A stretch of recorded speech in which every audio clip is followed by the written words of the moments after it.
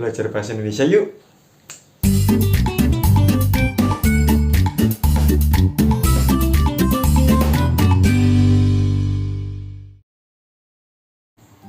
Halo, selamat datang di video pembelajaran bahasa Indonesia dengan saya, Arif Rahman Denny Wibawono.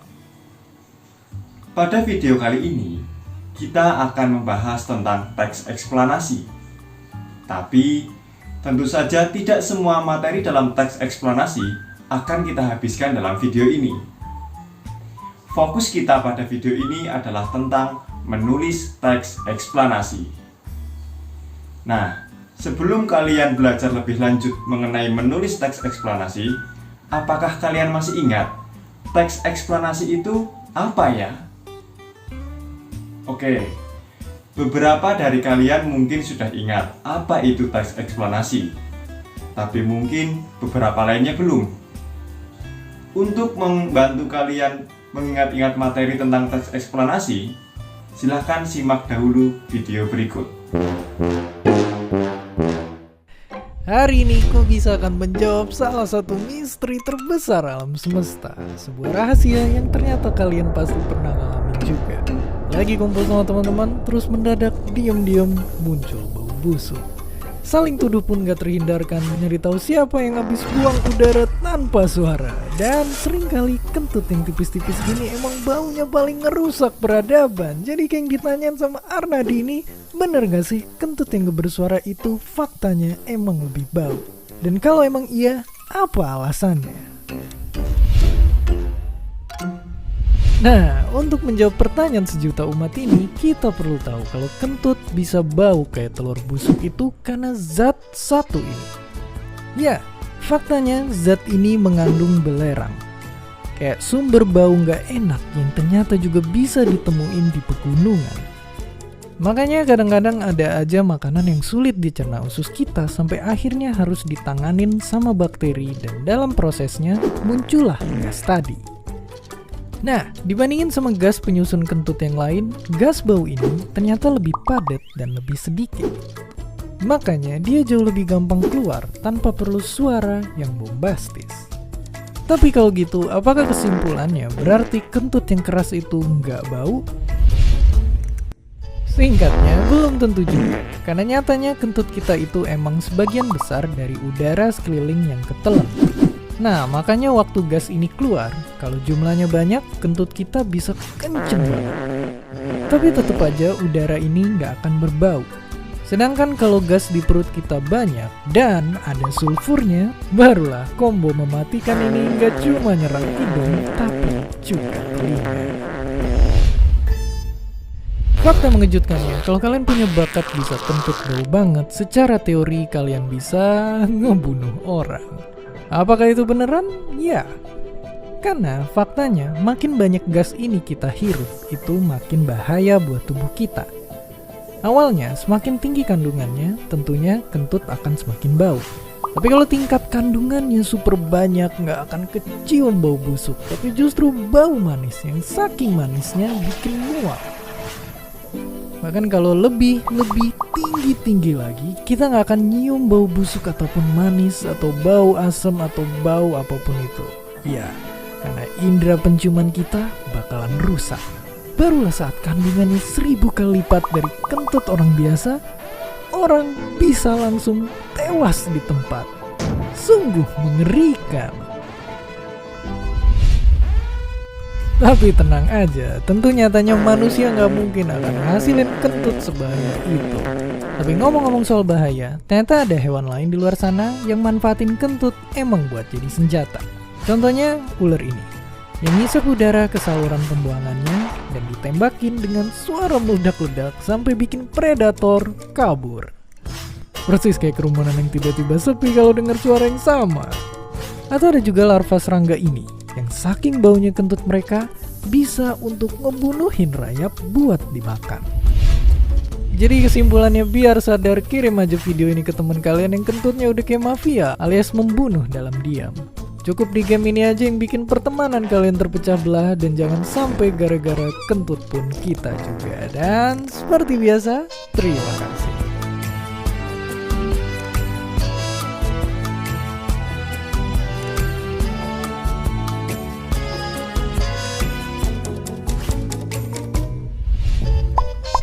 Terima kasih udah nonton Kok Bisa. Punya pertanyaan lagi? Tulis aja di kolom komentar di bawah. Keep asking and stay curious.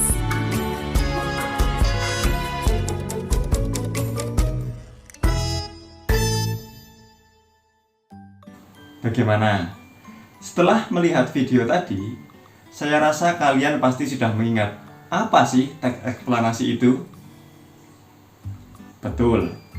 Teks eksplanasi adalah teks yang menjelaskan mengenai proses terjadinya atau terbentuknya sesuatu, seperti fenomena alam, kejadian sosial, budaya, politik, ilmu pengetahuan, dan lain-lain dalam kehidupan sehari-hari. Nah, teks eksplanasi ini biasanya merupakan jawaban dari pertanyaan mengapa dan bagaimana. Contoh, mengapa meteor terbakar di atmosfer? Atau, bagaimanakah proses terjadinya hujan salju? Itu tadi contoh-contoh topik yang bisa kita kembangkan menjadi teks eksplanasi. Nah, sekarang kalian pasti sudah ingat ya teks eksplanasi itu apa? Maka dari itu, mari kita lanjut ke pembahasan yang berikutnya.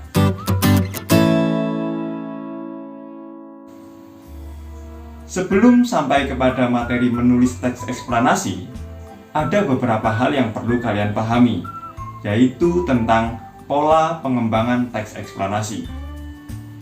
Secara umum, pola pengembangan teks eksplanasi itu terbagi menjadi dua, yaitu pola pengembangan kausalitas dan pola pengembangan kronologis. Nah, pola pengembangan kausalitas ini disebut juga dengan pola sebab akibat. Maksudnya, sebab-sebab suatu kejadian itu bisa kita gunakan sebagai gagasan umum, kemudian akibatnya kita gunakan sebagai perincian pengembangannya.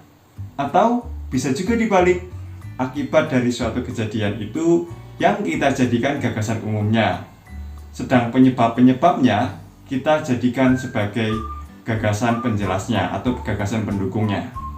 Nah, pola ini biasanya merupakan jawaban dari kata tanya mengapa. Berikutnya, pola pengembangan kronologis. Pola pengembangan kronologis ini disebut juga dengan pola pengembangan urutan waktu. Dalam pola ini, teks disusun berdasarkan waktu kejadian ataupun peristiwa. Nah, rangkaian kejadian dalam pengembangan pola ini tidak boleh dibolak-balik, jadi harus runtut ya. Pola ini juga merupakan jawaban dari pertanyaan bagaimana. Nah, untuk mengetahui apakah kalian sudah paham betul tentang pola pengembangan teks eksplanasi ini, coba kalian kerjakan latihan berikut.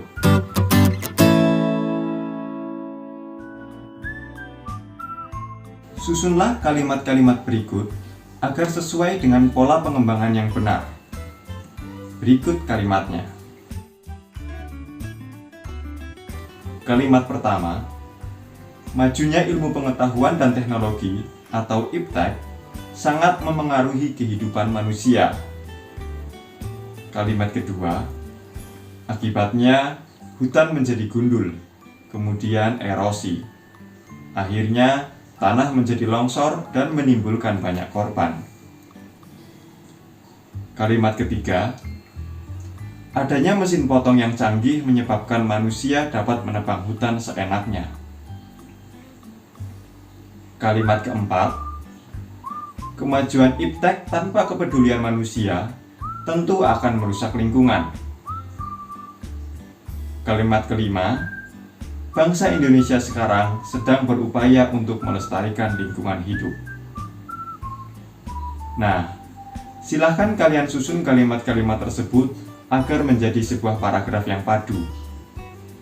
Jika kalian merasa waktu yang disediakan untuk menyusun kalimat-kalimat ini terlalu cepat, kalian bisa menjeda video ini.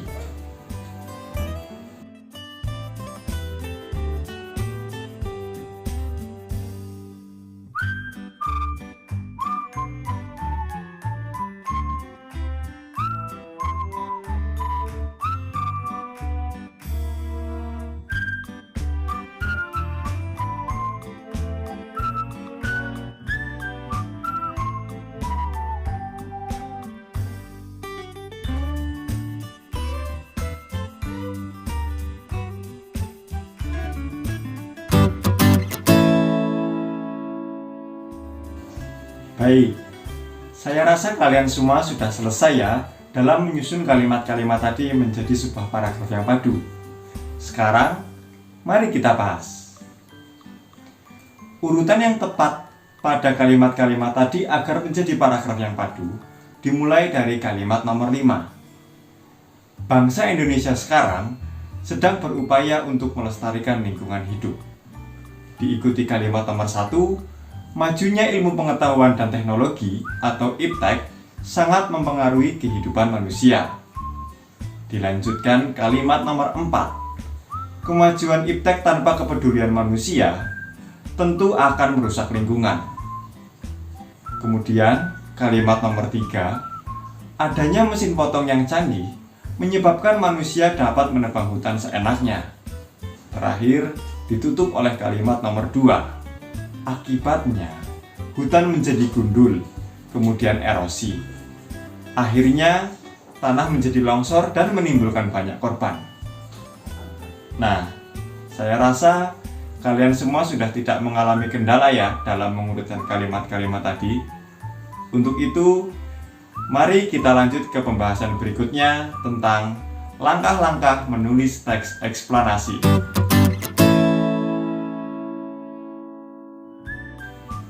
Dalam menulis teks eksplanasi, ada langkah-langkah yang harus kalian tempuh.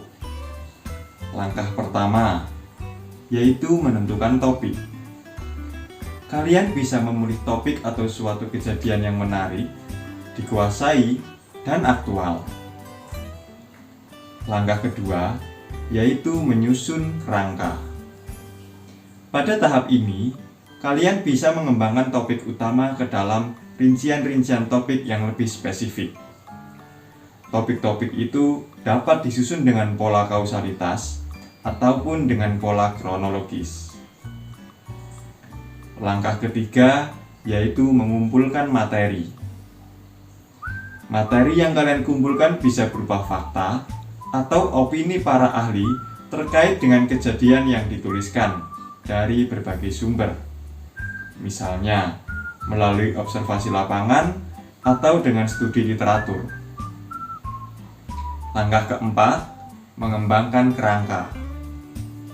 Kerangka yang telah dibuat kemudian disusun menjadi teks eksplanasi yang lengkap dan utuh dengan tetap memperhatikan struktur dan kaidah kebahasaannya. Apabila keempat langkah ini telah kalian lalui, itu berarti teks eksplanasi yang kalian buat telah selesai.